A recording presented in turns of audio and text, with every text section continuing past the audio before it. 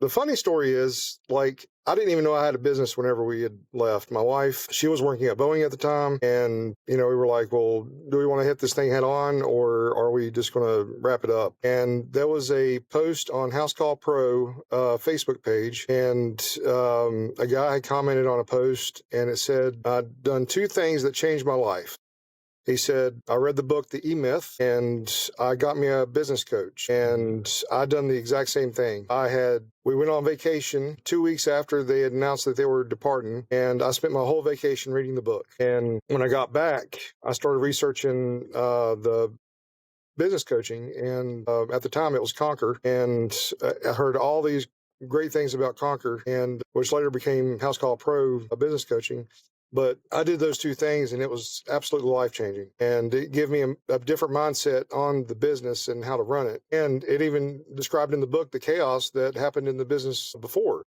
So I was able to take all that information from the book and with the business coach. And within probably 3 to 4 months, I was rolling.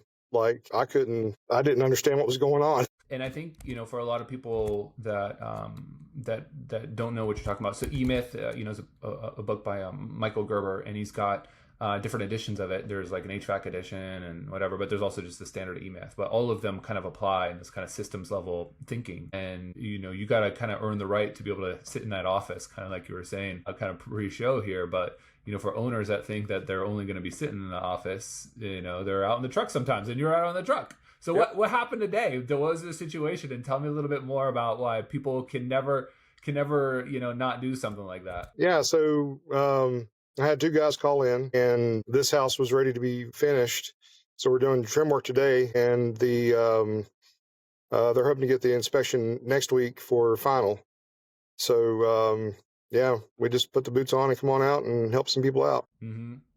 And I love the analogy too. Some people say, like, everyone should be able to, like, take out the trash. I'm not saying doing the work is trash, but you should be able to do all the roles, that you ask your employees to do, because then down the road, you can say, I've done all that. I know the spot you're in, and the work is never above you. And I think that helps build a really strong culture. And you've built a really good culture over at Bobcat as well, and you attracted a lot of employees.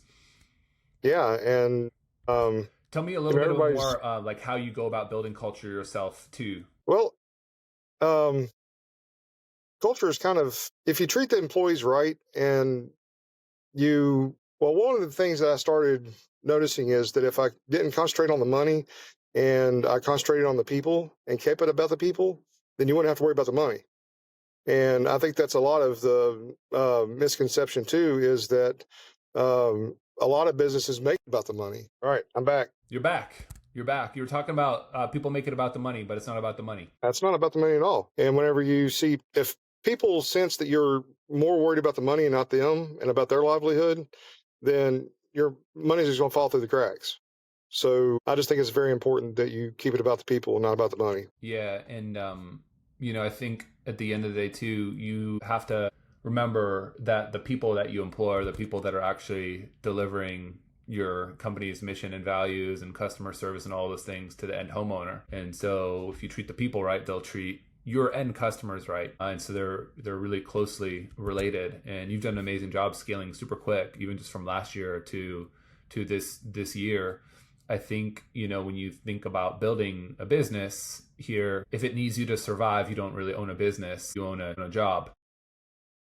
Yes. And it's hard to kind of get out of that mentality. And, when you think you're bringing on people, if, you're trying to hire all these superheroes, it's going to be very difficult. And a lot of people, hiring is the hardest thing for them because they're trying to find the superhero, the super person. But if you can hire for just, ethic and just their philosophy and just a good human, you can document how work is done, you can make the performance visible, and you can reduce the reliance on tribal knowledge. So you want these roles to be somewhat replaceable. You don't want to have that one guy that, you're the owner, but you're working for them and keep trying to keep them happy all the time because they might be a little finicky to work with, And so I think those are all the things you have to balance when you're building a business.